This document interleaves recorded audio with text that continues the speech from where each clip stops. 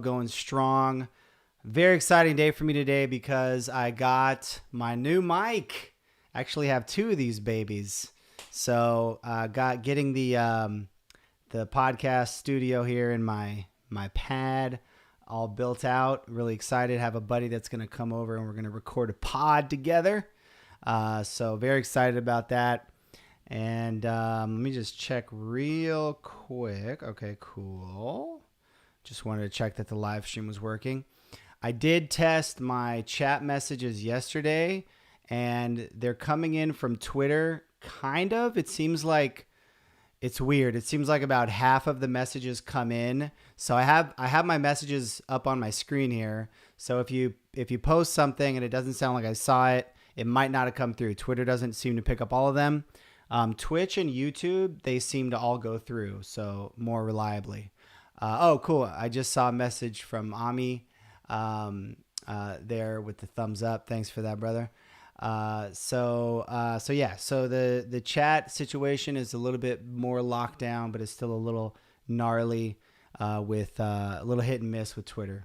So, all right, let's jump on into it. So topics for today, some topics related to audio, live streaming audio, and Twitter voice reply, an app that helps you make friends, LinkedIn live streaming access. I'm gonna make a plea to LinkedIn to give me access to live streaming. China, a couple of recent Commerce Hero jobs that I think are interesting. Little native advertising there for you. Investing in Lambda school students, and some feedback on elevator pitches. So without further ado, let's jump on in. Quick sip of coffee. Hopefully the audio is good. I think I got the levels right. I got a friggin' mixer. I got a preamp. It's wild. I got a whole bunch of cables all over the place. It's pure madness. Okay, so two ideas related to audio. I think that audio is a format that has picked up steam and is going to continue to pick up steam. I find that I've been doing a lot more voice to text just in general. What's going on here, buddy? My thing is all off balance. Oh, by the way, quick shout out to TJ Jamerson. This is one of the coolest pieces of swag in the game. And man, TJ is just awesome. I appreciate him. His YouTube channel is fantastic, and a lot of the inspiration I've gotten for doing these live streams has come from TJ. So this piece of swag has been upgraded from the shelf all the way up here because it's a little bit small. You can't see it back there. I want to make sure that people can see that. Okay. So I've been doing more voice to text. I think partly because I got this new iPad, and sometimes when I get a new device, you end up sort of using things in different ways and whatnot. And so I've been doing a lot more voice to text, and it's crazy how quickly you can move, like as opposed to like tapping in and typing in. And I had an idea for a very small little finesse feature in Twitter, which would be to be able. So when you're in your Twitter feed and you click on a tweet, this is actually perfect because I got TJ's tweets. Happens to be the tweet that is on my screen right now. So when you click the reply button, of course, it takes you into a screen to reply and it's blank. Now you can scroll up to get the context, which is helpful, but I find that like half of the time when I'm replying, I want to see that context or whatnot. And so what I think would be nice would be a long tap. So if you do a long tap on the reply instead of a regular tap, it could pull up a little voice interface. You do your voice reply, it previews it, and then boom, you hit reply. Simple, easy peasy. I think that would be a great little way to reduce friction in doing Twitter replies. So it's interesting to think about how voice is progressing. Ami looking sharp. Thank you, brother. I appreciate it. Okay, what was the other one? Live streaming audio. So funny because I did my live stream yesterday, and then I went out for a walk, and I usually listen to a podcast. And of course, podcasts are never live. They're always pre-recorded. I'm getting hot. I forgot to turn the AC on. I gotta always remember to turn the AC on because if not, it gets super hot in here with all these lights and stuff. So, um, yeah, so I'm like, why can't a podcast be live streaming? That would be awesome. I don't know what the mechanism would be for that in podcast infrastructure and, RSS feeds and all that kind of thing. I have no idea how that would work. But it would be cool. And then imagine if you could, again, going back to voice, imagine if you could send in questions on the fly. So I'm listening to a podcast. I tap my thing and I ask a question in voice, converts voice to text, goes to the podcast host, and the podcast host can respond to just like a live stream, just like a video live stream. But it could all happen 100% in audio. And then the host could respond to you and you hear it fed back to you right in audio. That would be an insanely cool experience. So hopefully that happens. Actually, several of the topics for today are sort of like things that I wish existed in terms of products or services or startups or whatnot. So that'd be cool. Okay, next up, an app that helps you make friends. So I saw a tweet yesterday from Jeffrey Way, who is the proprietor of Laracasts. If you're not aware of Laracast, I talked to somebody the other day who didn't know about Laracasts. I was blown away. Laracast is amazing. But it was a very simple tweet. As an adult, once you're out of school, it's freaking hard to make friends. And then actually the tweet above that in the thread was, it's amazing to watch my daughter or any little kid make friends. When I take her to the park, she stands on the perimeter of a group of kids for about 10 seconds and somehow gets merged into whatever they're playing. And so I was thinking about this in the context of the stuff I've talked about a couple times related to mental health, related to, there's going to be huge movements around mental health and how that relates to remote work. And I wonder if I wonder if basically there can be an app that helps you make friends, as cheesy as that sounds. It's something that, and that's part of the problem, is that it sounds like something cheesy to us, and there's a stigma related to like, oh, I'm having trouble making friends, or it's hard to make friends. But it's the truth, and it's such an important, there's so much, I can't remember the statistics, but there's so much isolation that people in the modern world feel, that it's a huge issue. And, there's things like meetup.com, which is great. I've gone to a number of meetups. But there's got to be a way to reduce the friction even further somehow. There's got to be a way to, Uberify the whole thing, right? Where you just pop on the way that, and I'm not too familiar firsthand with dating apps, but we locked it up before, locked up the wife before that happened, but before those hit the scene.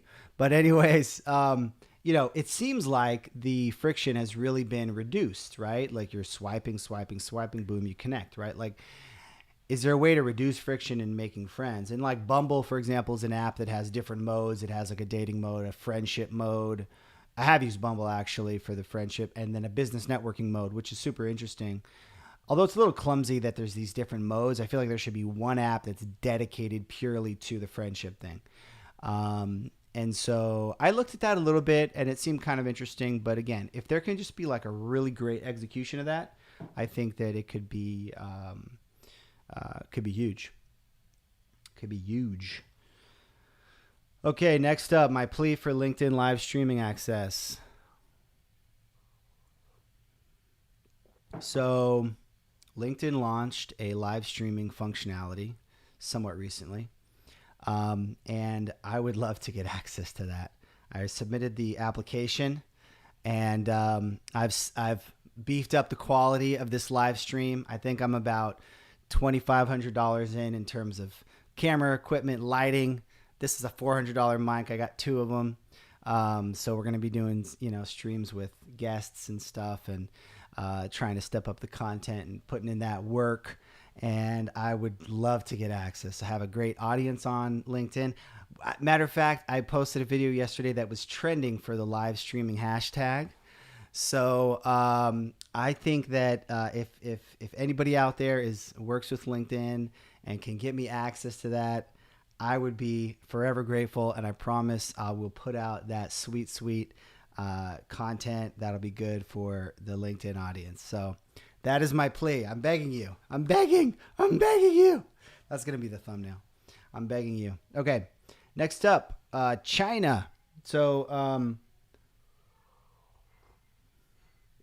this is interesting. I was listening to actually Gary Vee podcast yesterday, which was Reframing Your Success.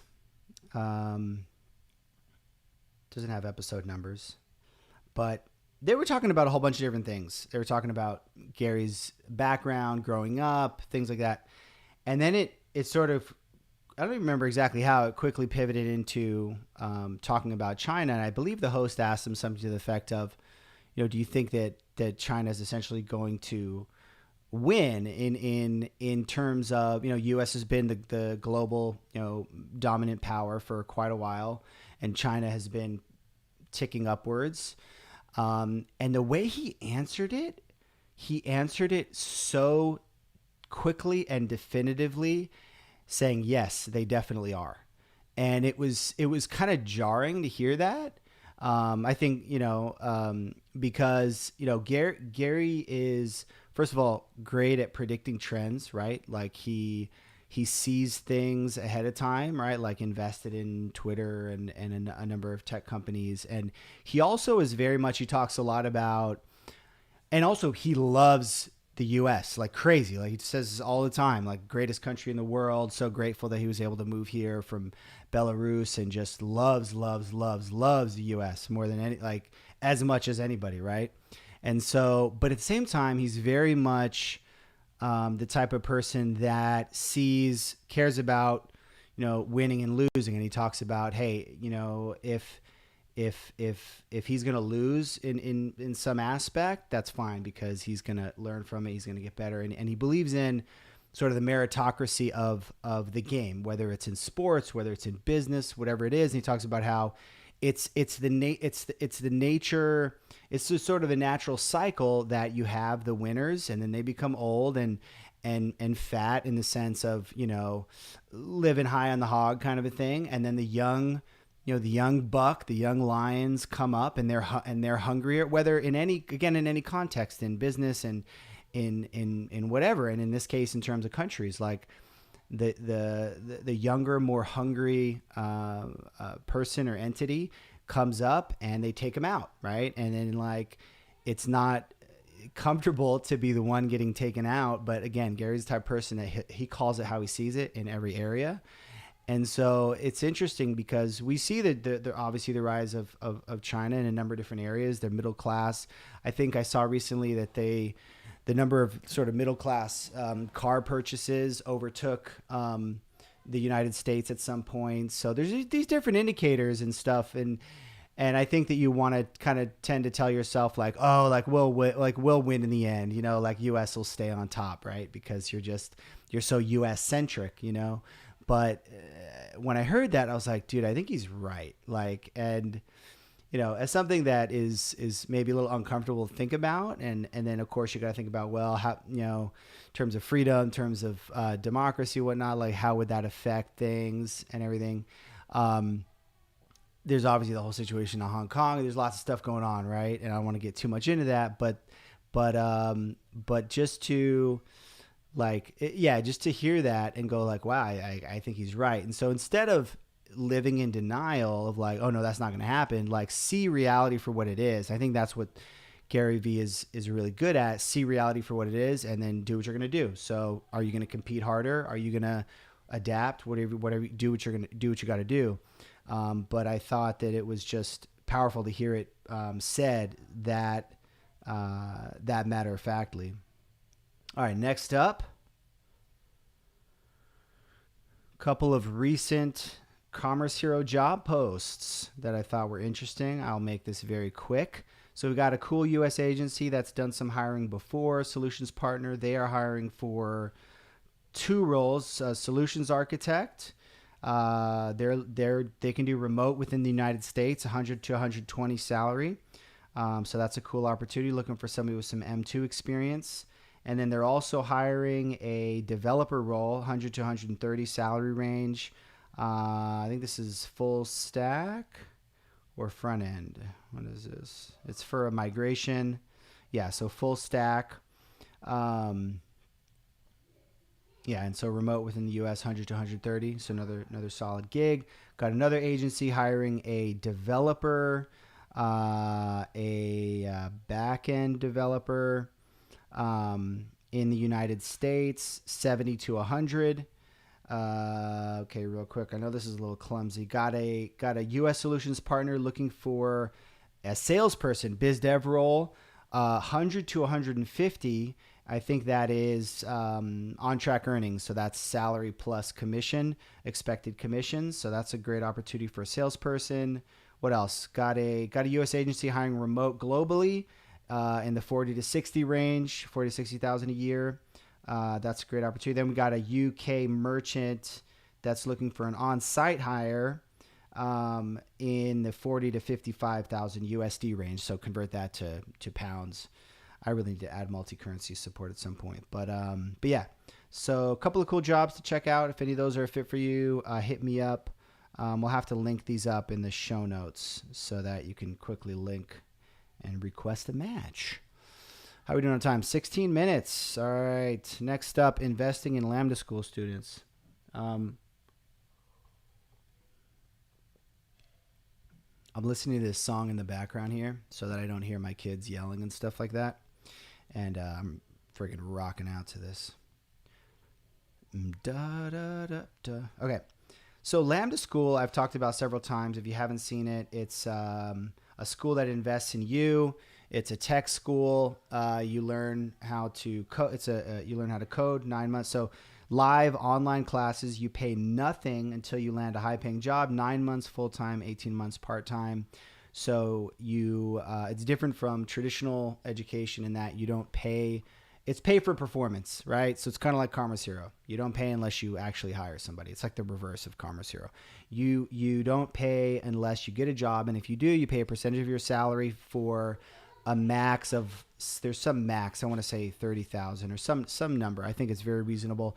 So they're really investing in the students. So they're very incentivized to pick students who, although they don't have any experience as developers, are going to be able to learn quickly and be successful in their program. And then they've got incredible content, incredible network, relationships with employers. I heard the founder, Austin Allred, say recently that somebody asked him if he gets nervous or something like that, and he said, unless we have 7 hires each day, I'm nervous. So I'm nervous until we have 7 hires each day. So basically, they're doing at least 7 hires a day, which is freaking awesome. I wouldn't mind being in that ballpark on the Karma side of things. But I had an idea. So I had talked about this investing platform called Republic, which allows you to invest in small companies for small amounts. I believe it's somehow based on blockchain a little bit, or ICOs. I'm not sure. Honestly, I still haven't dove into it to figure it out and make some initial investments. But you can invest as much as you want. You can invest $10 into small private companies. And so I was thinking so basically what Lambda is doing is they're investing in students, right? They're trying to pick which of these students are going to be successful, and then they're investing in them. And they're getting a great return on their investment, although I think it's a fair one. And the students aren't getting saddled with student loans that they're not going to be able to pay off, that aren't going to be relevant to job skills. So I just think it's absolutely perfect. And I was thinking, how cool would it be? This may already exist for all I know. I don't know. How cool would it be if there was an investment market where I, for example, as an outside person, not involved directly in Lambda School, could see a roster of potential students and could see some information on them, some kind of statement from them, whatnot, experience, and then say, okay, I want to invest $10 in this person, or $1,000, or the full $20,000 in this person. And then depending on what you invest, you get a variable percentage of whatever return Lambda's getting. And then you could open up, a huge market so that they could scale, the investments that they're making. I think that would be fascinating. So I'd love to see something like that exist. Okay, last up, some feedback on elevator pitches. So I saw a tweet from Indie Hackers. Share your elevator pitch in a tweet and give feedback on other people's pitches. So I'm going to do the latter. I'm going to give feedback on other people's pitches. I'm going to just go down. There's about probably 20 or 30. I'm going to do as many of these as I can. And I'm going to give some feedback on the pitches. All right, here we go. Sam Casey, I'm building a platform that gives consumers a monopoly over their online data and an avenue to monetize it. So this one is I'm a little foggy in what that means, a monopoly over their online data and monetize it. The idea of monetizing your data sounds interesting. I think the pitch needs to be a little clearer as to what exactly that means. Next up, Kanban, ad hoc to-do sharing without login, donetogether.io. So that sounds, it's clear what that is. I don't understand what the value is of doing to-do sharing without a login. I mean, if I'm sharing to-dos with somebody, I'm generally totally comfortable with that being connected to a login. I'd prefer it to be connected to a login. Okay, next up, Nick Swan, sanitycheck.io, do more with Google Search Console data. So that sounds interesting. That sounds immediately interesting because, for example, I use Google Search Console. I know that I'm not doing enough with it. I know there's probably stuff in there. Like if Google doesn't send me an email notification about something being broken, I'm not looking at it, I'm not touching it. I think Google Search Console or Google Analytics, if you can help me do more with those, that's immediately interesting. So I think that's a great pitch. Caleb O, Stoic meditation and journaling app. I think that's good, and I have some interest in those things because I've read a book on like Stoicism and meditation. So I think that's interesting. I think it depends how much you're into those topics, right? If you are interested in them, they're going to be interesting. You could probably go a little bit more detail, right? Like that's a very short and sweet one, but what is it? Because I have seen there's a few different types of journaling apps and stuff like that. So maybe a little more about what makes it unique. Seth Fannin, e-learning and podcast training / learning platform, self-paced training library that pairs you with podcast based on desired skills or curriculum you would like to learn, use case. So I think actually it's a bit long, but I think there's something I saw called, I think it's called Knowable, which they got an investment from A16Z, which I can't even remember what's A16Z stand for. It's one of the Silicon Valley investment companies, but they're basically, it's like a mix of e-learning and podcast type content. So I think it's basically that. So I think that's cool. Kirill Zubovsky, Smash Notes. Create beautiful shareable notes for podcasts, yours or the ones you follow. Embed them on Twitter, on your website. Listen to the ones you like right from your browser. I love that because notes for podcasts can tend to be a little hard to discover. I love the idea of being able to create notes for other podcasts. That creates a lot of value for them. And that's something I would probably do for podcast episodes that I like. So I think that's great. Netflix, but for independent video makers. So it's sort of clear. The problem is what makes Netflix is the high quality content. So if these are independent video makers, it's unclear how that content would be really high quality. Like how is this not, I guess the question is, how is this not YouTube, right? YouTube is sort of already that. Okay, next up, Dave Jeffrey, web app to desktop app. So I think the idea is you take a web app, convert it to a desktop app. So that makes sense. I've seen a few different products like that. I've used one before. I can't remember what it's called. So I'm curious sort of how it's different from some of the other options out there. Outseta, get your SaaS product to market 50% faster with Outseta and Stripe. So this is clear, and I remember taking a quick peek at this last night. I mean, it's sort of like the value prop is clear, but the how is sort of not clear. And I remember looking at the website, grow your SaaS startup, not your overhead, one platform, all the tools. So I'm thinking like what tools exactly? And it says subscription billing, CRM, email marketing, help desk, live chat. So I kind of get that. It's sort of bundling some things, right? So it's bundling the types of common things you need in a SaaS. You need to have that email marketing, the CRM, subscription billing. But then I feel like all of these tools can be good separate tools, right? Like for live chat, you could use what's the main one called? Drift or Intercom, and so I feel like wouldn't it be better to just use those other tools? What makes it better to have them bundled? But that's a cool one. Next on Naveen Mishra, get paid to support open source. So that's sort of clear a little bit, but like, what does it mean to get paid to support? So I guess it means as a developer, if you're supporting an open source project, if you're working on it, you can get paid, or which is cool. So it's almost like get paid to do open source development work. But then I'm wondering, how does that work? Which I guess makes it a good pitch, because then if the immediate thing is like, oh, tell me more about how that works, then it's a good pitch. Mail list app, weekly newsletter with your saved bookmarks. Start actually reading what you save for later. That's a great idea. Everybody's, bookmark, although I don't really bookmark things. I find myself saving things in Twitter bookmarks, and then I never go back and look at them.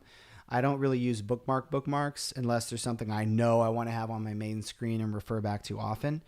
But the idea of being able to help you read the things you bookmarked, I think, is great. Okay, Jonathan Samucha, Fit Hacks extracts the stuff that matters from your running data so you can focus on your running instead of gazing at charts. Okay, so kind of makes sense, and I don't use running data charts that at all, really. So I might not get it because I'm not in the market, but I feel like the charts that you get from from your Apple Watch and other things like that. Hopefully that's not too loud. I can hear my daughter screaming in the background. Hopefully this mic helps out with that, though. So I feel like the Apple Watch charts and the Garmin and those other things do a good job. So I don't know how this would be different from that. All right. I think I'm running out of juice a little bit here. I'm going to try to do a couple more. Sahil Dawka, version-controlled live notes, Google Keep times GitHub. I feel like that's a little bit unclear. Again, there's so many notes functionalities. Ben Keeney, a nonfiction book club accelerating members' reading habits and friendships. Boom. Love that one. Again, talking about friendships, I think that's a great tie-in to friendships. I think that can remove some of the friction because it's like a book club. So there's something that you're focused on. Anytime you're talking about friendship, it's like you can't talk about the friendship directly. It's got to be something else. Like I went to this cigars and startups meetup. So it's about the cigars, but really it's about connecting with people. It's about the books, but it's about connecting with people. I've thought to myself, like, I should join a book club. Like, that'd be awesome. Even though it feels a little cheesy, but that's just because I'm being weird about it. Okay. Chris Rickard, crowdsourced software estimation. That's genius. That is genius because software estimation is super hard. Crowdsourcing is exactly the kind of thing I think that could help with that. And I think that's brilliant. João Gonzalez, a collaborative curated list of courses, books, podcasts, and experts for indie hackers. I feel like there's already stuff out there for that. I mean, Indie Hackers itself has different types of content that gets upvoted and curated, but maybe there's a way to do a better job of that for specific things. Pod Hunt does podcasts, so I don't know. Okay, that's all I got. Didn't manage to get through all of them, but I got through a decent chunk. So I think that's it for the live stream today. Thank you for tuning in. And what day is it today? Tuesday. Hope you have a fantastic Tuesday.